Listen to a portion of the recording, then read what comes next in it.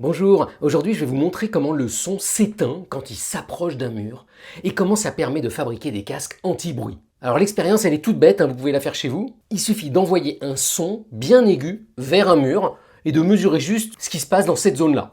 Alors pour envoyer le son, j'ai pris une petite enceinte. Là la règle elle me permet de mesurer où est-ce que ça va se passer. Et pour enregistrer le son, j'ai pris un smartphone. Alors je vous préviens à l'avance parce que le son il est très pénible. Allez, c'est parti. Donc je lance le micro et je mesure.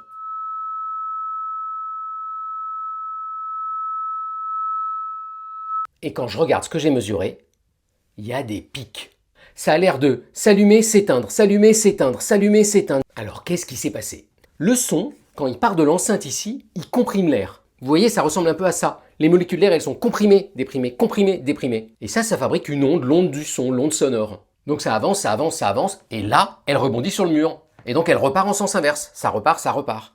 Et donc ici, vous voyez, on a une onde qui vient comme ça, et la même qui repart dans ce sens-là. Donc elle se superpose, et en se superposant, ça fabrique ça. Une onde stationnaire. Une onde qui stationne sur elle-même, qui est un peu sur place. Et regardez ce qui se passe ici, par exemple. Eh bien l'onde, elle vaut toujours 0.